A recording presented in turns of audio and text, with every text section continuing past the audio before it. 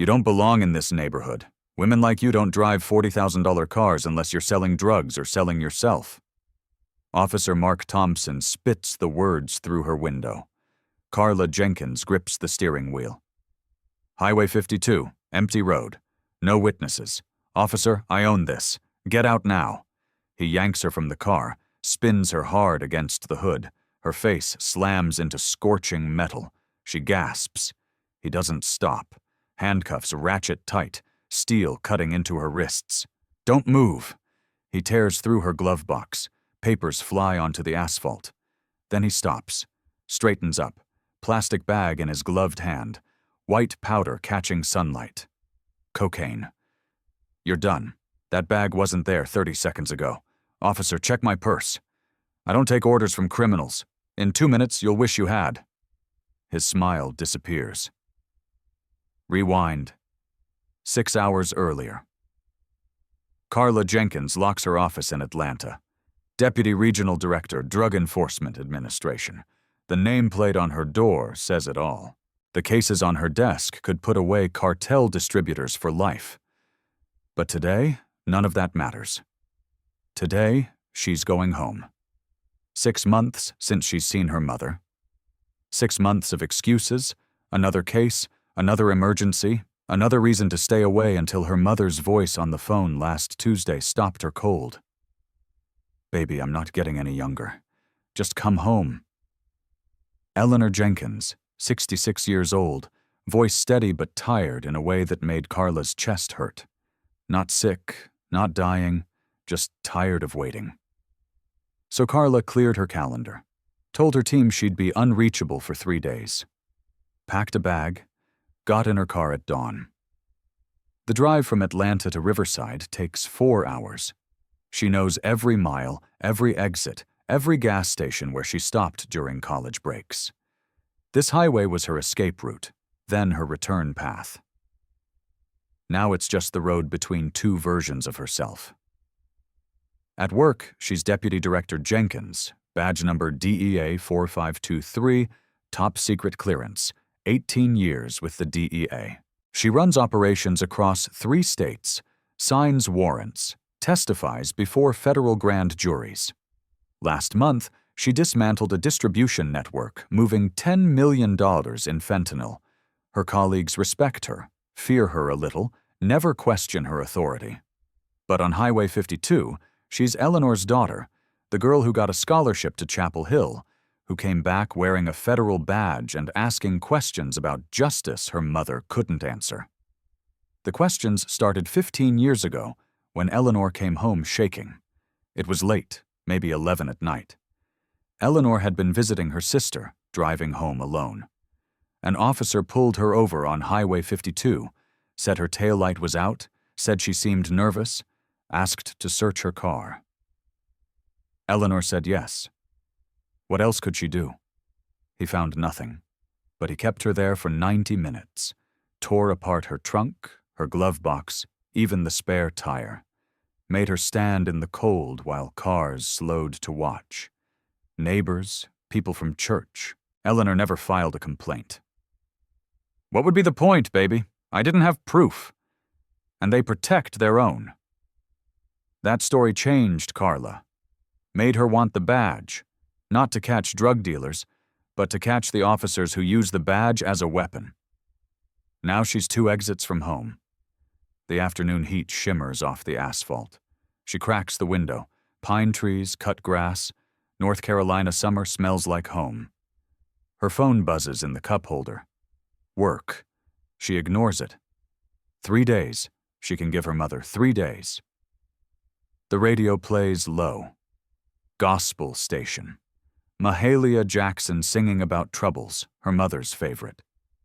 Carla hums along, lets herself relax for the first time in months. 15 minutes, that's all. 15 minutes until she pulls into her mother's driveway. Until she sees that smile, until she can breathe without carrying the weight of every case she couldn't close. The road curves ahead, familiar, safe. Then her rearview mirror lights up, red and blue, flashing, steady. Carla's hands tighten on the wheel. Her heart doesn't race. It sinks because she knows this routine, has known it her whole life. She checks her speed. 53 in a 55, turn signal on, inspection current, registration valid. No reason for this stop. She signals right, pulls onto the shoulder, engine off, hands on the wheel, and waits. Officer Mark Thompson takes his time approaching. Too much time. Carla counts the seconds in her head. 30, 40, 50. His boots crunch gravel with deliberate weight. Each step slow, calculated. He's making her wait, making her nervous, except she's not nervous. She's watching. He stops at her rear bumper, checks the license plate, radios something she can't hear, waits another 20 seconds, then moves forward. His hand rests on his belt, not the gun. Lower, near a small pouch. License and registration. His voice is flat. No greeting, no explanation for why he stopped her. Carla reaches for the glove box slowly, movements clear and visible. Her federal ID is in her purse under the passenger seat, but she doesn't reach for it yet. Here you go, officer. Thompson takes the documents without touching her fingers, studies her license like he's reading a foreign language. His eyes flick to her face. Back to the photo, back to her face. You know why I stopped you? No, sir, I don't. You were swerving, crossed the center line back there. Carla's jaw tightens. She wasn't swerving, hasn't had a traffic violation in 12 years, but she keeps her voice calm. I wasn't aware of that, officer. That right? Thompson leans down, peers into her back seat, her trunk, like he's searching for something specific. Where you headed? Visiting my mother. She lives off Route 29. Uh-huh. He doesn't sound convinced. What do you do for work? I work for the federal government. His eyes narrow. Doing what? Administration. Not a lie, just not the whole truth. Administration. He repeats it like the word tastes bad. In a $40,000 car. Must be nice. There it is. The real reason for this stop. Not the swerving. Not a violation. Just a black woman in a car he doesn't think she should own. You got anything illegal in this vehicle? Drugs? Weapons? No, sir. You sure about that? I'm sure. Then you won't mind if I take a look. It's phrased like a question. It's not. Carla knows her rights, knows she can refuse, but refusal means escalation, means backup units, means standing on this highway for hours while they manufacture probable cause. She's played this game before. Different highway, different officer, same script. Go ahead. Thompson straightens, keys his radio. 1078. Need backup at Highway 52, mile marker 16. Backup for a simple traffic stop, for a woman sitting calmly in a sedan with no warrants and no weapons. Carla's hands stay on the wheel. She watches in the side mirror as another cruiser pulls up. Young officer, late 20s. He steps out uncertainly, walks over, nods at Thompson. His name tag reads, Carter. His body cam is on. She sees the small red light blinking. Good. Record everything. Step out of the vehicle, ma'am. Carla complies. The August heat hits her like a physical weight. Pavement radiates warmth through her shoes. Traffic whooshes past. Drivers slow down to watch. This is the part people remember. The spectacle. The show. Thompson walks to his cruiser, opens the trunk, returns with blue nitrile gloves. He snaps them on slowly, one finger at a time, making sure she sees, making sure she knows what's coming.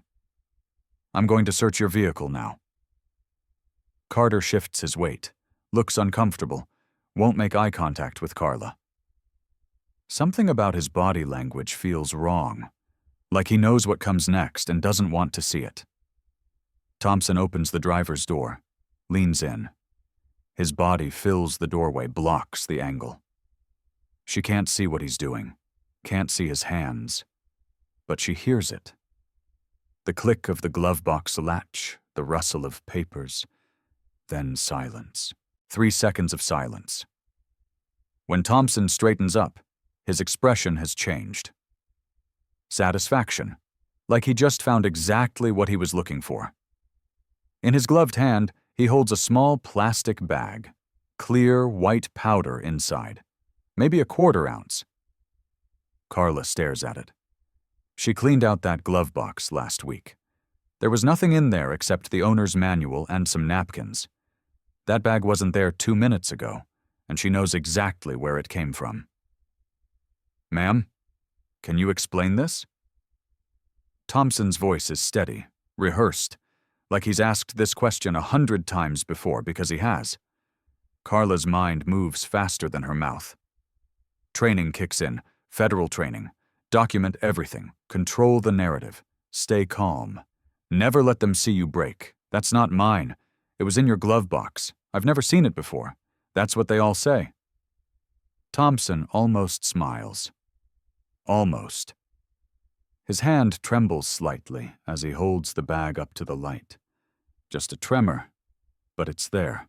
Carter stands 3 feet back, arms crossed, face pale. He won't look at Carla, just stares at his boots like they're suddenly the most interesting thing in the world. He knows. Carla can read it in his posture, in the way he shifts his weight, in the way he keeps checking his body cam to make sure it's recording. He's seen this before and stayed quiet. "Ma'am, I need you to turn around. Hands behind your back."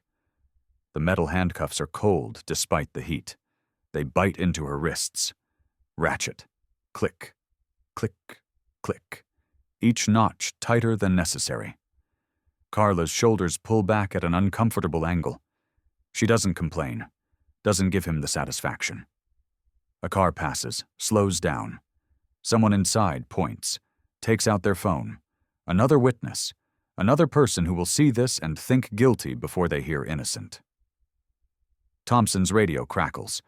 Unit 23, 1015 confirmed. Affirmative. Show me 1015.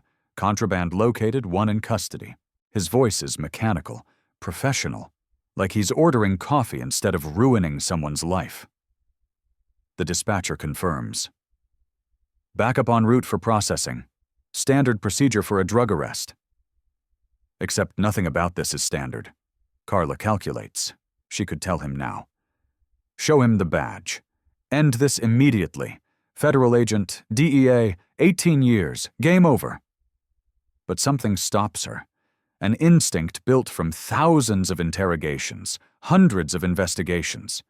If she reveals herself too early, she'll never know how deep this goes. How many others has Thompson done this to? How many people without federal badges, without lawyers, without cameras? How many guilty pleas bought with planted evidence?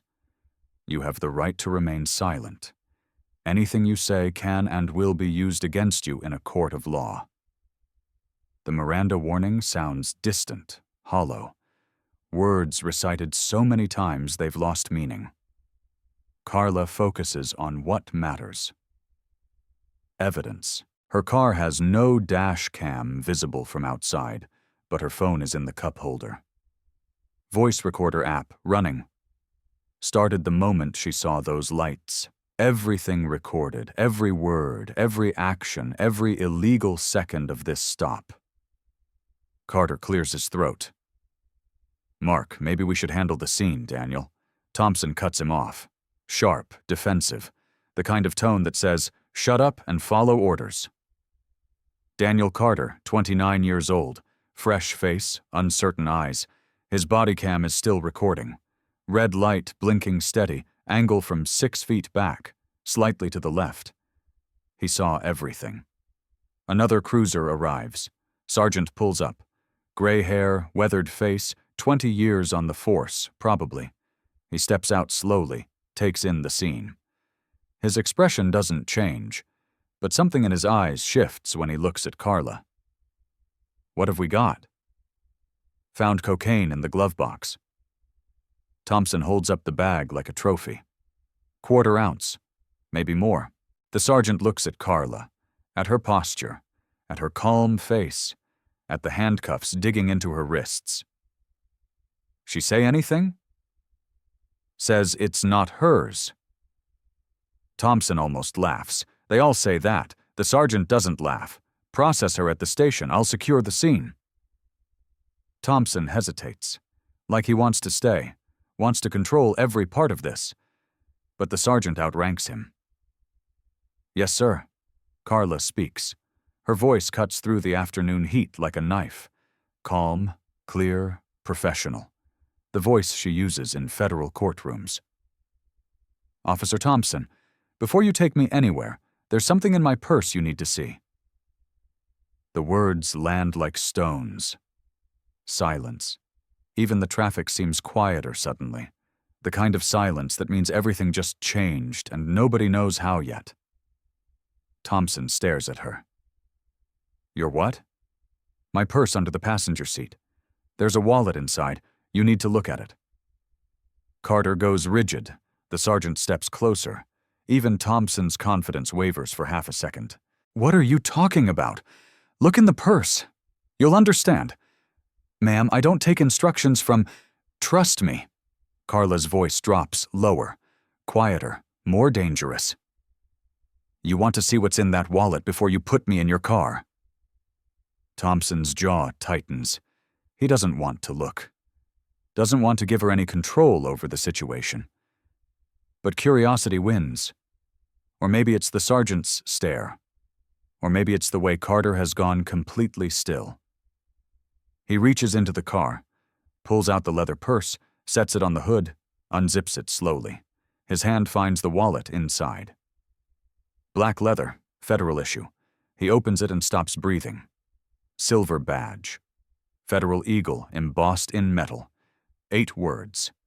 Drug Enforcement Administration, Deputy Regional Director. Below that, photo ID, Carla Jenkins. Badge number DEA 4523. Clearance level, top secret. Thompson's face goes white. The badge slips from his fingers. He catches it, stares like the words might change if he looks long enough. They don't. Carter sees it over his shoulder, takes 2 steps back, then 3, like distance will save him. The sergeant takes the badge from Thompson's shaking hand, studies it, looks at Carla back at the badge. His jaw tightens. Take the cuffs off, sir. Now, Officer Thompson. The handcuffs release. Carla brings her hands forward, rubs her wrists where the metal bit deep, red marks forming. She doesn't say anything. Doesn't need to. The cocaine sits on the hood. Chain of custody broken. Defense attorney's dream. Prosecutor's nightmare. Except Carla's not the defendant. The sergeant hands back her credentials. She clips the badge to her belt where it should have been visible from the start. I need your badge number, Officer Thompson.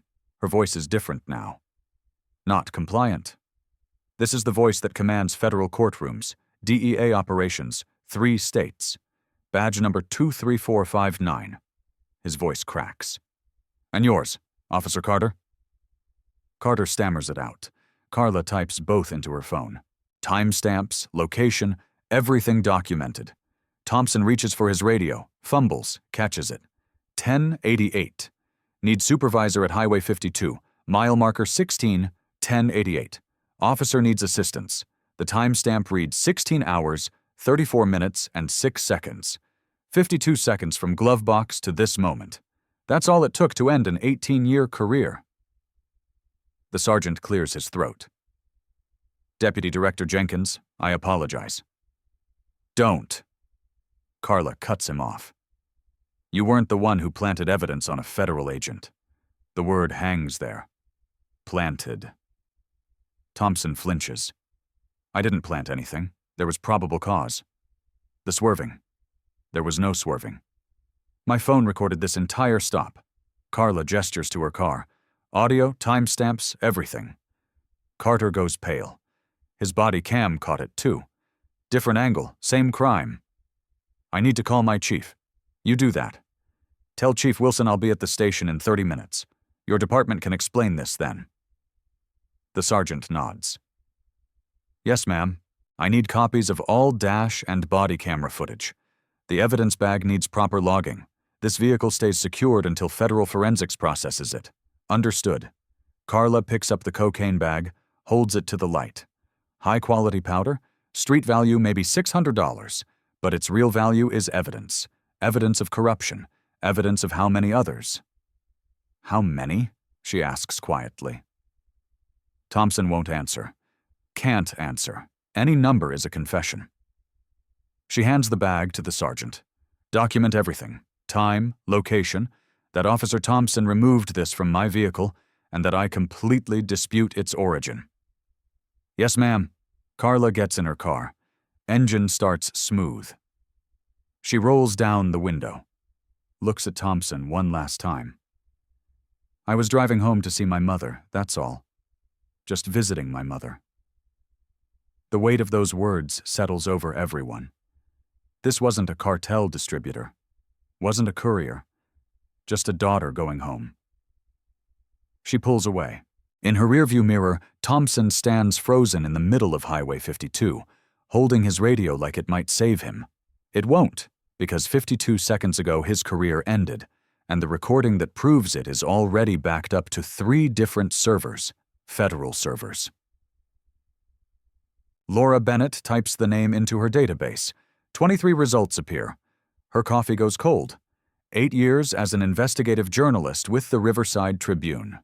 Corruption cases, police misconduct, city scandals, but 23 complaints against one officer, all unresolved.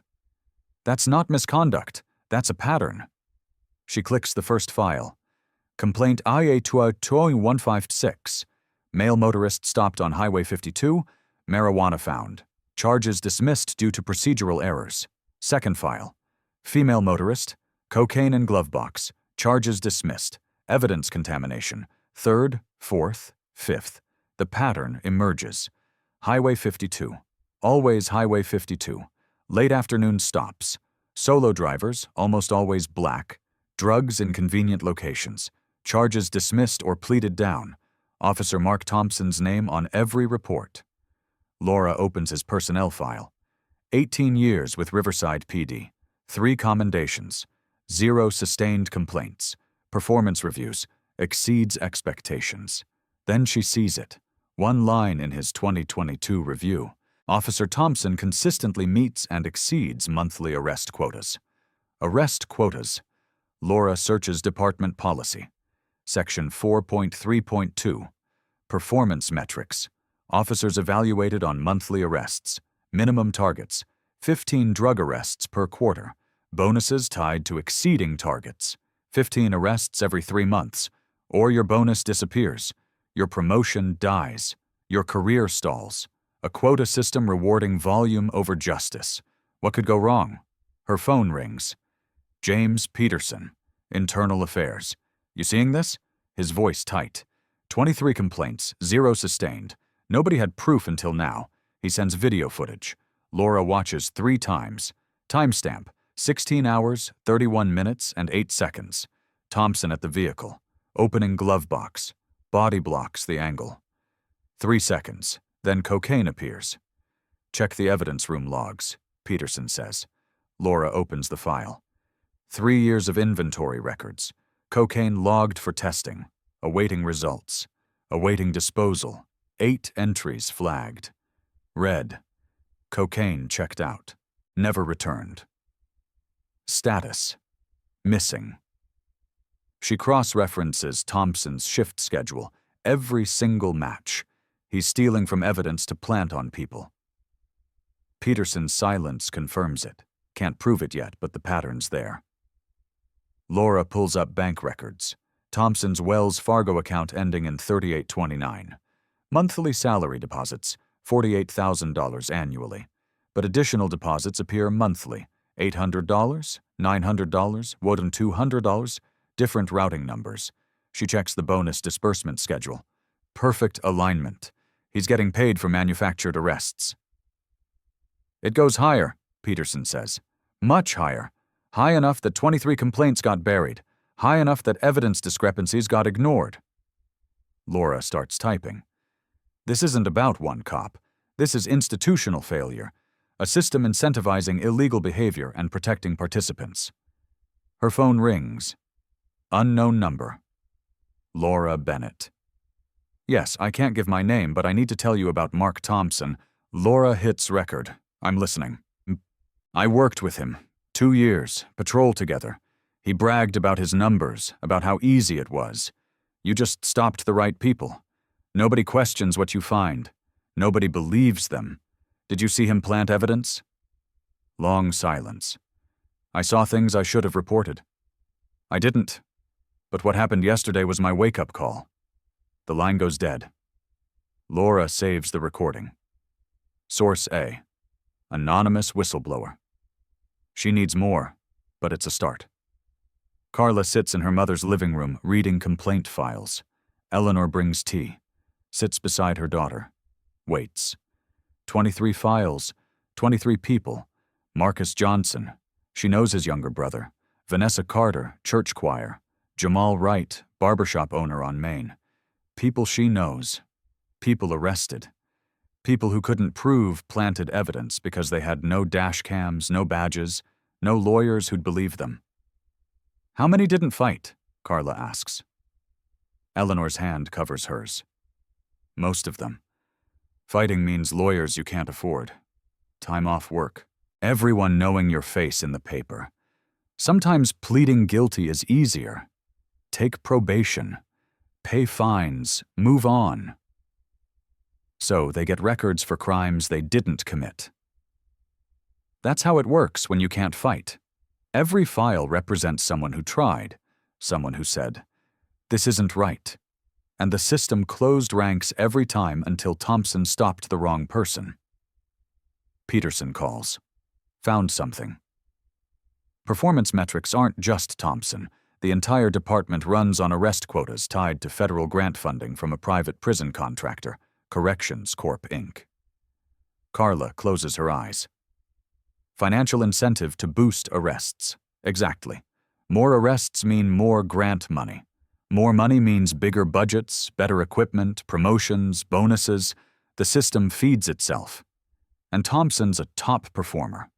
Top 5 for drug arrests. 3 years running because he plants evidence. Can't prove it in court yet, but we can prove the incentive structure. Prove complaints were ignored. Prove evidence room failures. Carla opens email. Types carefully. Recipients: DEA Regional Director, Atlanta FBI Public Corruption Unit, DOJ Civil Rights Division. Subject: Systemic evidence planting and civil rights violations, Riverside PD. Her finger hovers over send. This will explode her hometown, put people under federal investigation, make her a target. But she thinks about 23 names, her mother 15 years ago, the next person Thompson would stop. She hits send. And this is where it gets worse.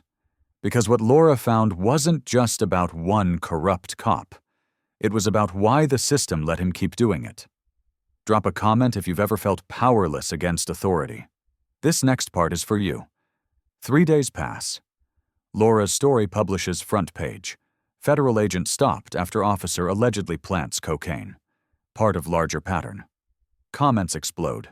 People sharing stories, more names, more Highway 52 stops, more drugs from nowhere. Peterson's investigation expands. One officer becomes 4, then 6. 23 complaints become 68. Phone calls flood internal affairs. More victims, more witnesses, more officers who saw things and stayed quiet. The evidence stacks higher. Complaint after complaint, bank record after bank record, evidence log after evidence log. Each piece building a case that can't be ignored. Laura writes follow-up articles. Interview after interview. The story grows. Local news picks it up. Then regional, then national. Small-town police department under fire after federal agent targeted. The pressure builds. City council demands answers. Mayor's office scrambles. Police union lawyers work overtime. At 5 p.m. on day 3, the Riverside Police Benevolent Association releases a statement. It doesn't defend Thompson's actions. It attacks Carla instead. The union statement arrives by email. At 5 p.m., Laura reads it twice, then calls Carla. You need to see this. The Riverside Police Benevolent Association doesn't mince words. 2 pages, single-spaced, aggressive from the first sentence. Officer Mark Thompson is a decorated 18-year veteran with an exemplary service record. 3 commendations, 0 sustained complaints, a dedicated public servant who has risked his life protecting this community. Laura keeps reading aloud. The allegations against Officer Thompson represent a rush to judgment based on incomplete information. While we respect Deputy Director Jenkins's position with the DEA, her federal credentials do not place her above scrutiny or beyond the possibility of error. Carla's jaw tightens. There it is. The spin, not defending Thompson's actions, just questioning her credibility. It gets worse, Laura says. They're calling this a political attack on law enforcement, saying you have an anti-police agenda, that you're using your federal position to weaponize a routine traffic stop. Routine? Carla's voice is cold. He planted cocaine in my car. They're not denying that directly. They're just creating doubt, making people question whether you're trustworthy, whether this is really about justice or about you having an axe to grind. The statement continues, mentions Carla's mother's complaint from 15 years ago, suggests this is a personal vendetta, family grudge, not about evidence or truth. How did they even know about my mother? Public records, complaint files? They did their research. Laura pauses. Carla, they're going after you hard. Local news is already picking it up. Conservative outlets are running with it. Social media is exploding. Carla opens Twitter. The hashtag is already trending. Torque stand with Thompson. Thousands of posts. Blue Lives Matter profile pictures. Thin blue line flags. Comments calling her anti-police. Race baiter, federal overreach. Her phone rings. Her supervisor at DEA Atlanta. Carla, we need to talk. His tone says this isn't good news. I've been getting calls from Riverside officials, from the police union, from North Carolina representatives. They're saying you're conducting a personal investigation that should go through proper channels. I was targeted. Evidence was planted on me. I believe you, but there's pressure, political pressure. They're suggesting you should recuse yourself. Let another agent handle it. Someone without a personal connection to the case. I am the case. I know, but they're making noise about federal-local relations, about cooperation, about not wanting this to become adversarial. Translation. Let it go. Make it quiet. Don't rock the boat. I'm not backing down. I'm not asking you to, but be aware. You're making enemies. Powerful enemies. And they're going to fight back. He hangs up. Carla sits in her mother's living room, the same living room where she sat 15 years ago, listening to her mother describe being humiliated on Highway 52. History repeating, different decade, same tactics. Eleanor comes in, face worried. Baby, there's a police car outside. Carla looks through the window. Riverside PD cruiser parked across the street. Engine running. Officer inside just sitting there, watching the house. Not hiding. Wanting to be seen. How long? About an hour, just sitting there. Message received. We know where you live. We know where your mother lives. We can be here anytime we want. Carla calls Peterson. There's a patrol car outside my mother's house. Intimidation tactic, common in cases like this. They want you scared. I'm not scared. I'm angry. Good. Use that, but be careful. They're going to escalate before this is over. The doorbell rings. Eleanor jumps. Carla puts a hand on her arm. Stay here. She opens the door. Neighbor from 3 houses down. Mrs. Larson, known her since childhood. Carla, I just wanted to say we saw the news. We know you. We know you're telling the truth. Thank you. But some folks, they're talking, saying you're causing trouble, saying maybe you should just let this go for the sake of peace. There it is. The pressure, not from police, from the community, from people who just want things to stay quiet, who don't want conflict, who'd rather ignore injustice than face uncomfortable truth. "I can't do that, Mrs. Larson." "I know, baby, I know. Just be careful." She leaves. Carla closes the door, leans against it. Her phone vibrates constantly. Text messages, emails, some supportive, most hostile. Colleagues from the academy, former partners, people she thought were friends. Maybe you should think about this. Is it really worth destroying your career? We need police. Don't make this harder for the good ones. The isolation sets in. People choosing sides. Most choosing the safe side, the side that doesn't require them to question authority, to admit systems fail, to acknowledge that badges don't automatically mean trust. Eleanor sits beside her. They did this to your aunt back in the 90s. She tried to fight the school board. They went after her job, her reputation, her friends. She eventually stopped, said it wasn't worth it. Was she right? Eleanor is quiet for a long moment. At the time, maybe. But those problems she tried to fix, still there, still hurting people. Maybe if she'd kept fighting. Her voice trails off, but the message is clear.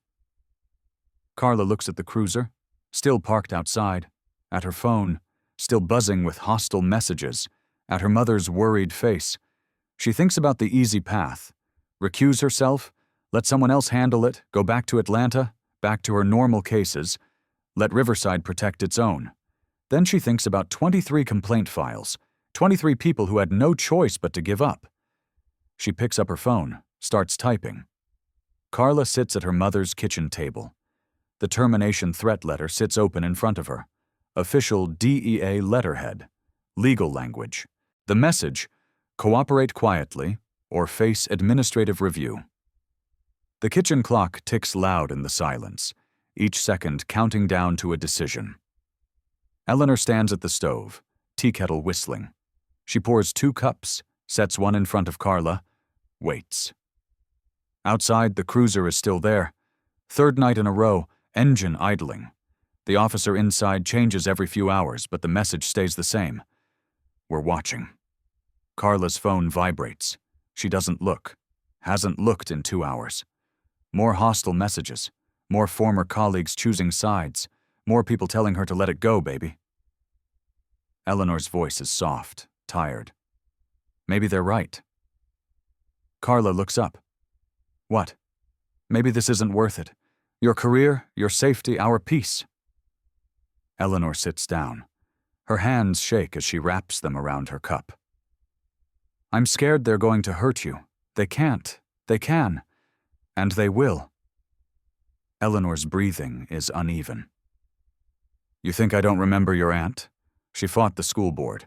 They destroyed her, took her job, her reputation. She moved away and never came back. This is different, is it?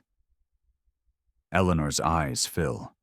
You're fighting people with power, people who protect each other, and you're doing it alone. The old house settles. Floorboards creak. Sounds that used to mean safety.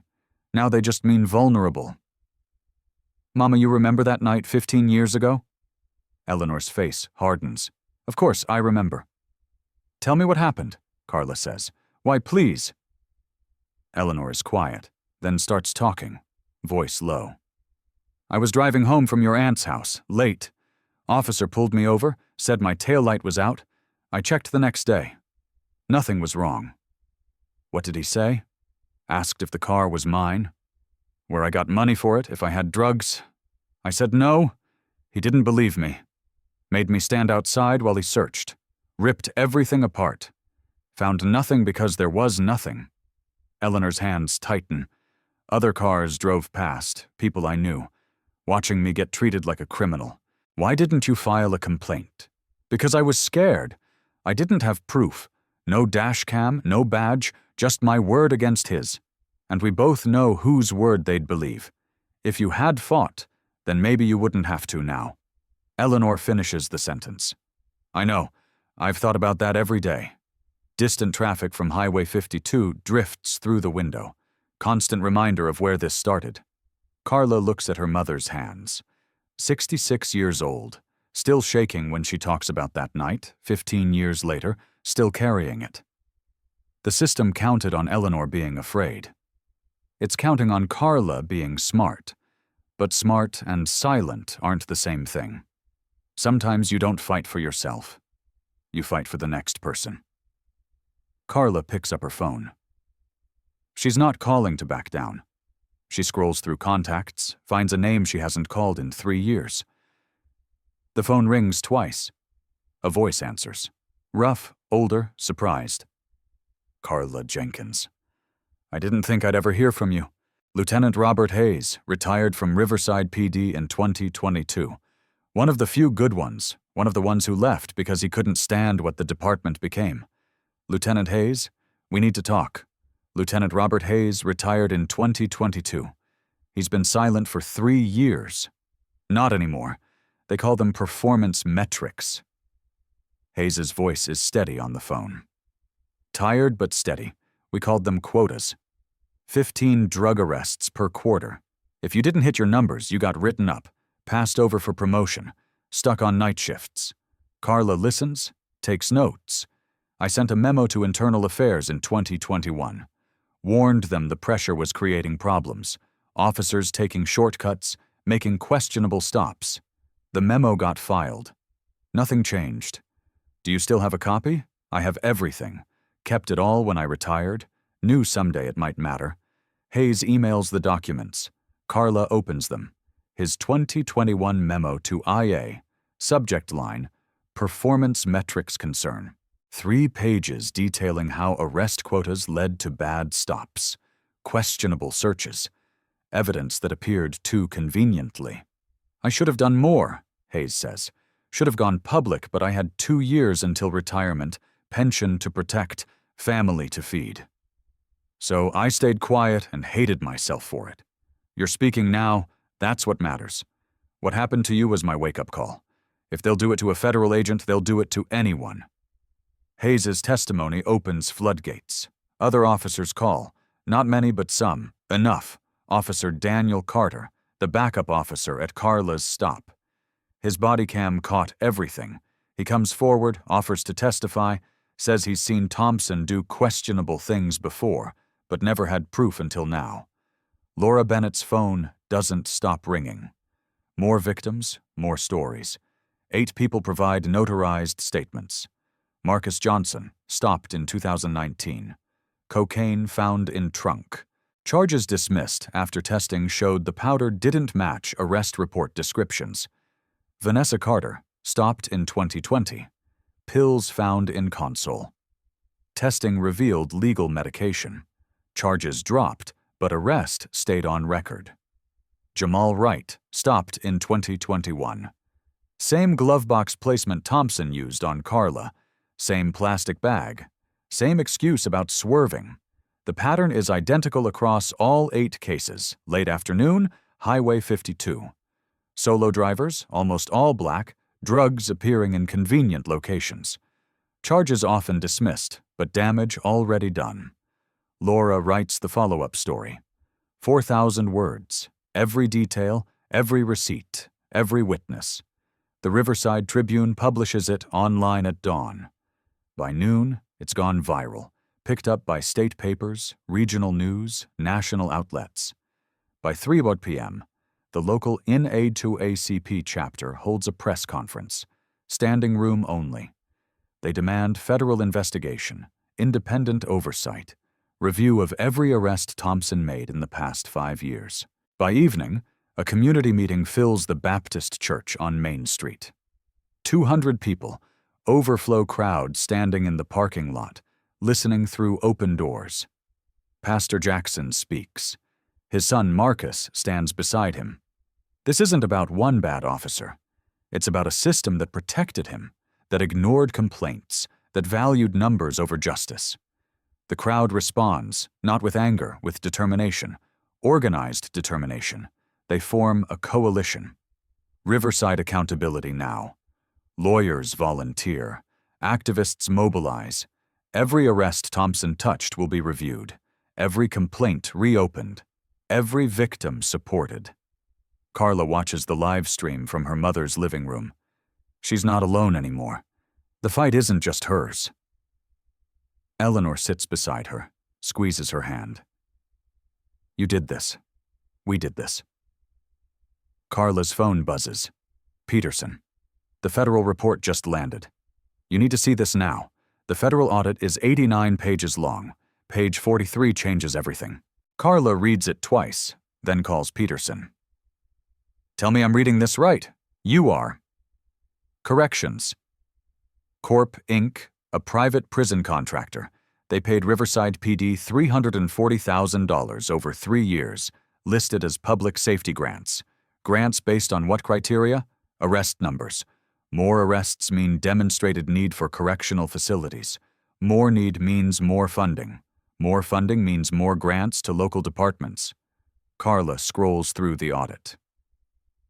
The financial trail is clear. Damning. Every quarter, Corrections Corp reviews arrest statistics. Every quarter, they adjust grant amounts based on performance. The department's budget presentations show it plainly. Line item. Federal grant revenue increases every year, tied directly to drug arrest rates. They literally get paid more for arresting more people. Correct? And it's not just street-level arrests. The audit shows Chief Wilson received $45,000 in administrative bonuses over the same period.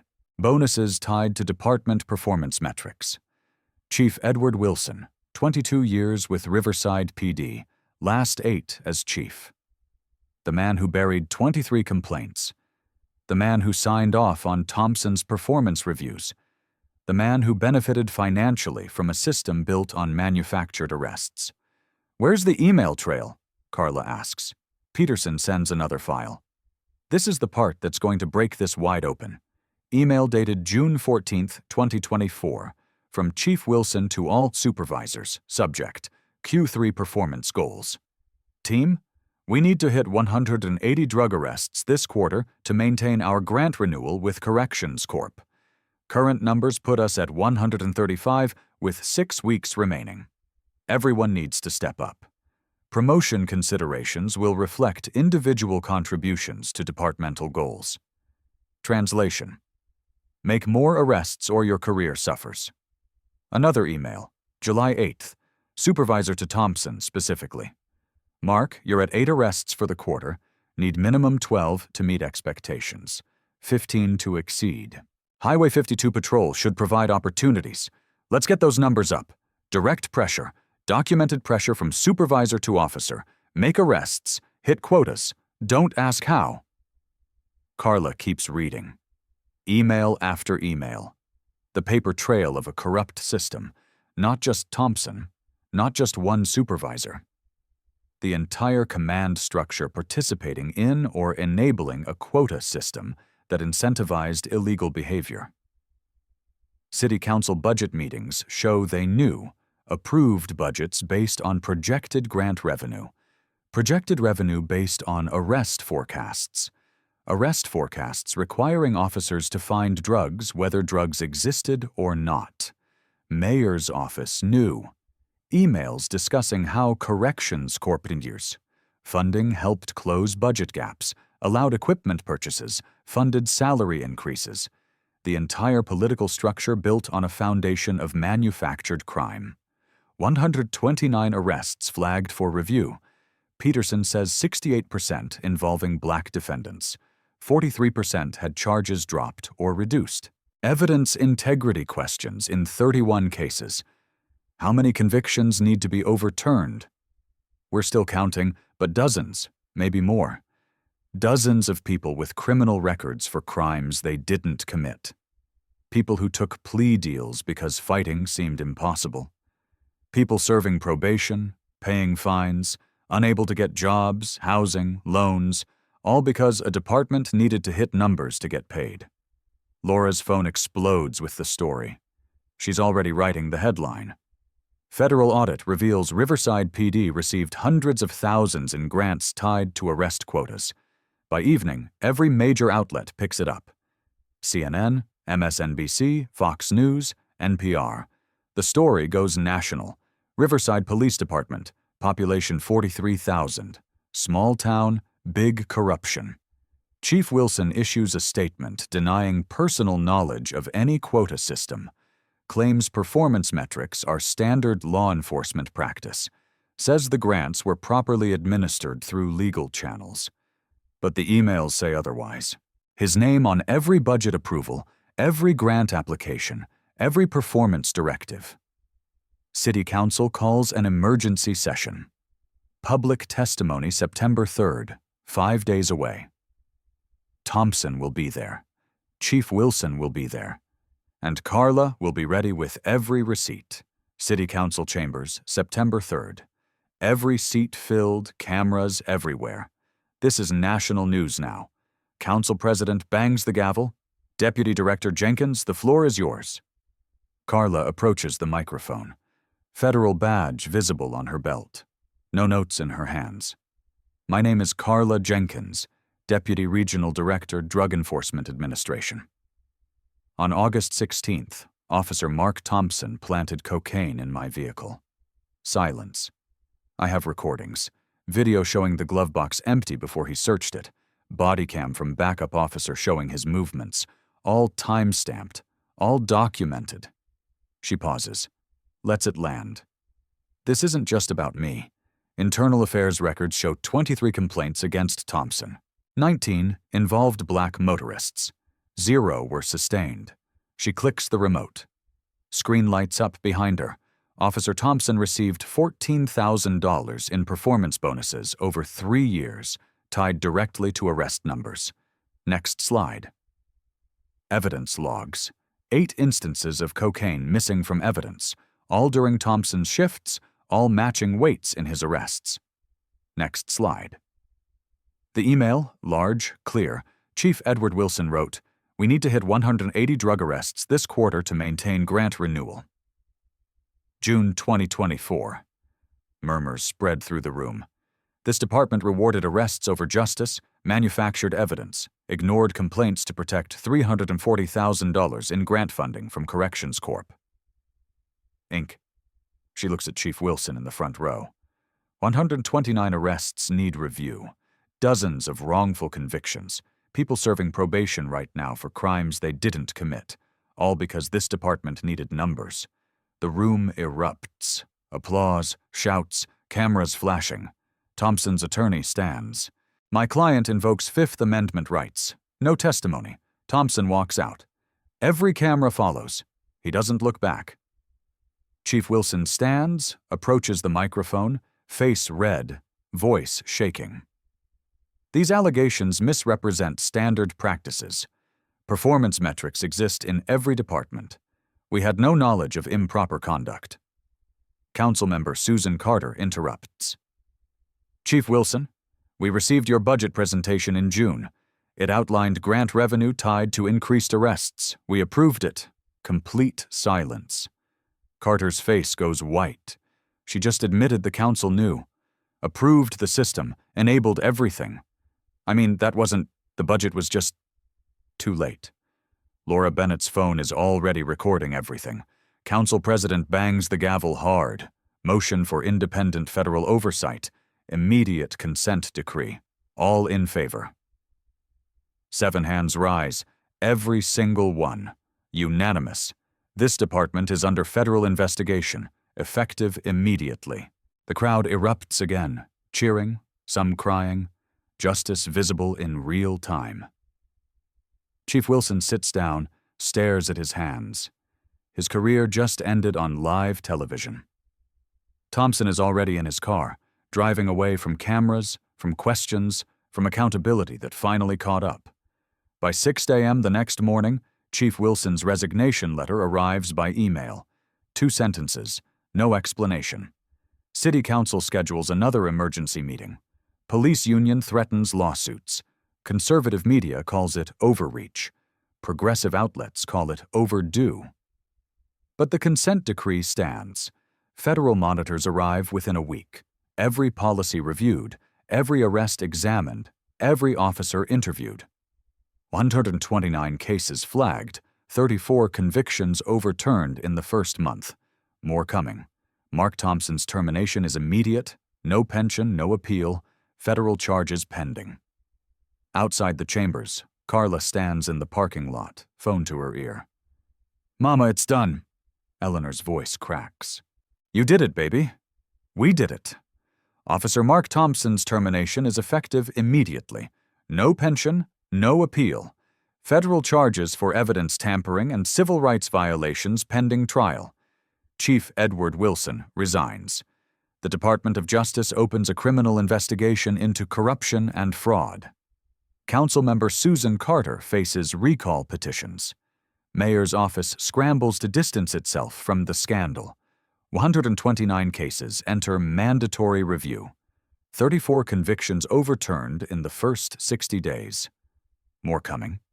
People walking out of probation offices, records being expunged, lives being restored. The reforms come fast. 5-year federal consent decree, mandatory body cams for all interactions, evidence room gets dual custody protocols, arrest quotas banned and written into city code, independent civilian review board established, $2.3 million allocated for a compensation fund.